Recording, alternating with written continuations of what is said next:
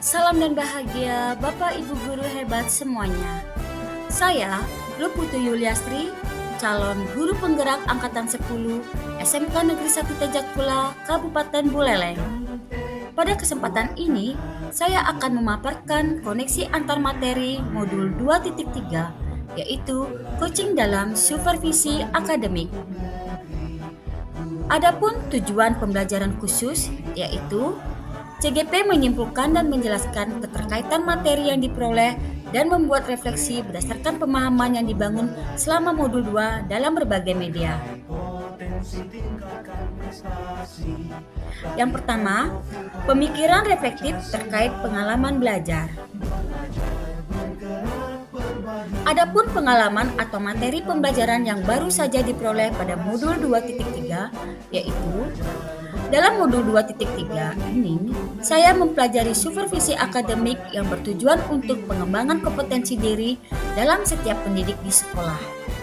Pendekatan yang digunakan adalah coaching yang memiliki 3 prinsip, yaitu kemitraan, proses kreatif, dan memaksimalkan potensi.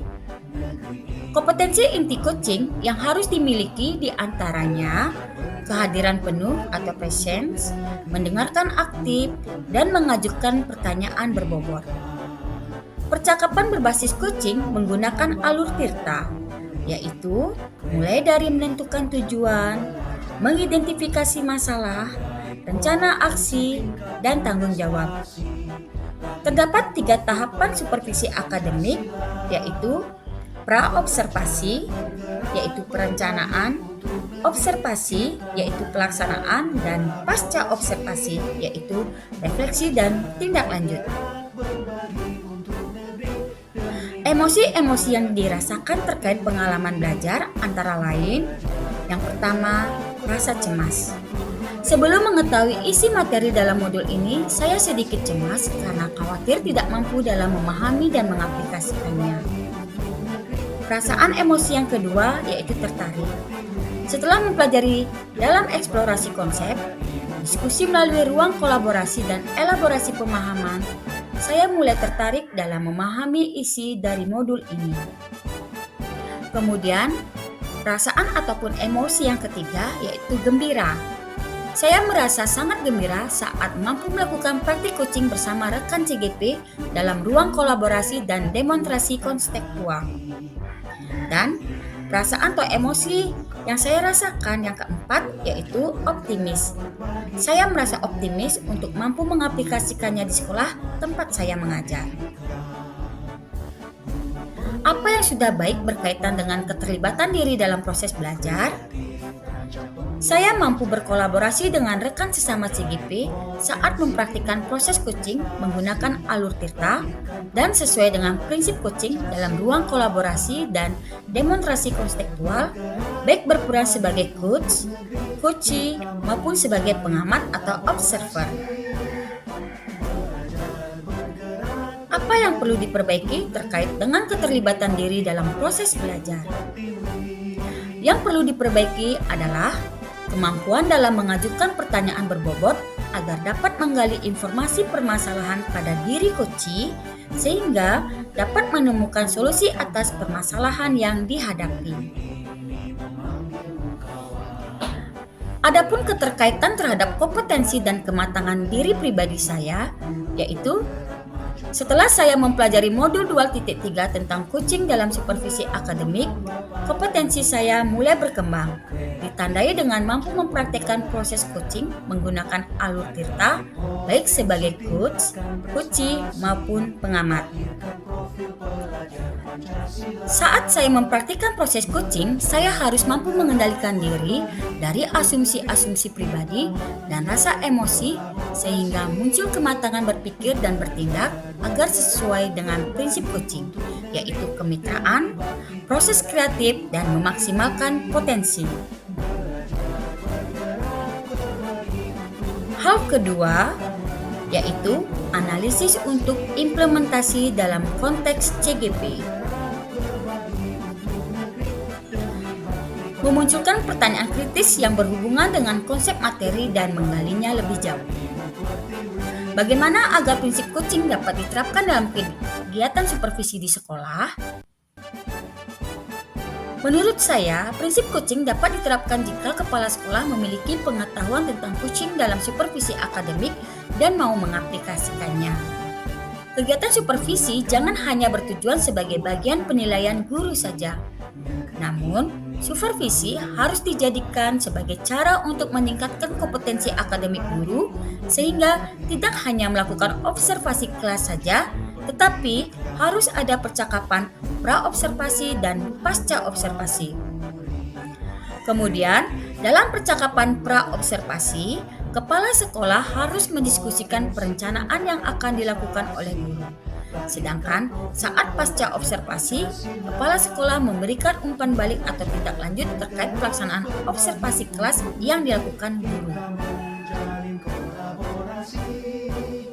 Mengolah materi yang dipelajari dengan pemikiran pribadi sehingga tergali wawasan atau insight baru.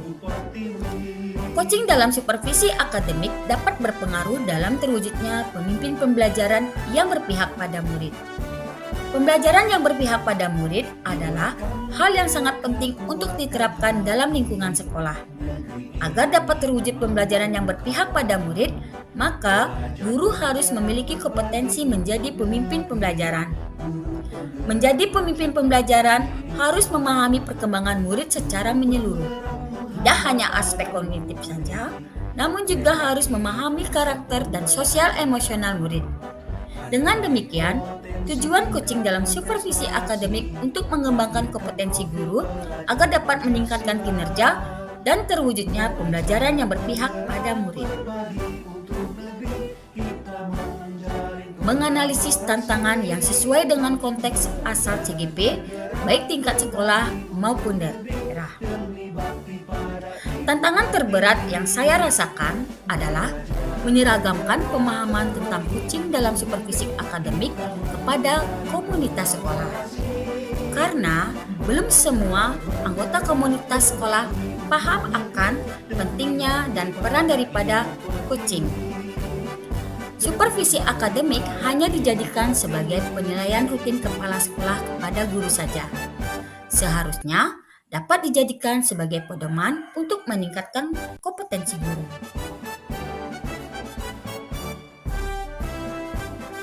Dari tantangan tersebut, adapun alternatif solusi terhadap tantangan yang dapat diidentifikasi, yaitu yang pertama, alternatif solusi yang dapat dilakukan adalah melakukan sosialisasi kepada seluruh komunitas sekolah saat kegiatan rapat guru agar terjadi penyeragaman persepsi tentang makna supervisi akademik. Yang kedua, yaitu dengan memberikan contoh praktik coaching dalam supervisi akademik melalui berbagai media informasi digital yang dapat diakses oleh seluruh komunitas sekolah. Poin yang ketiga yaitu membuat keterhubungan. Adapun pengalaman masa lalu saya terkait dengan kegiatan supervisi, yaitu saya pernah disupervisi oleh kepala sekolah dan pengawas sekolah. Namun, kegiatan supervisi tersebut hanyalah sebatas menjalankan kewajiban saja tanpa mengetahui makna supervisi yang sebenarnya. Kegiatan supervisi akademik hanya dilakukan saat kepala sekolah atau pengawas melakukan observasi kelas saja tanpa adanya kegiatan pra-observasi dan pasca-observasi. Sehingga hanya sebatas pemberian nilai guru saja yang nantinya akan dituangkan ke dalam format TKG.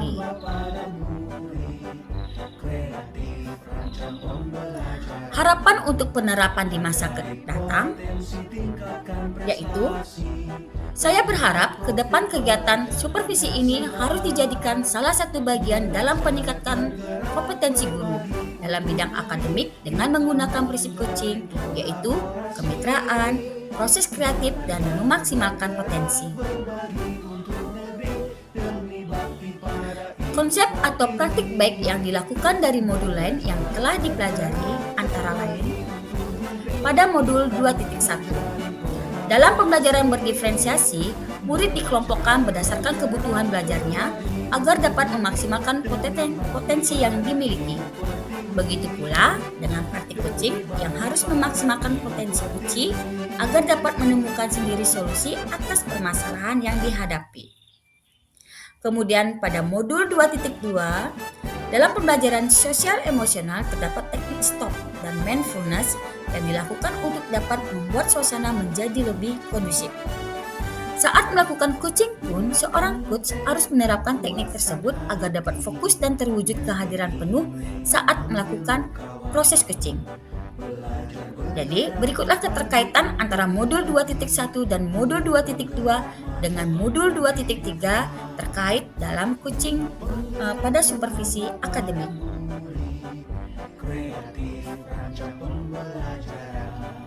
Informasi yang didapat dari orang atau sumber lain di luar bahan ajar pendidikan guru penggerak terkait dengan supervisi akademik, yaitu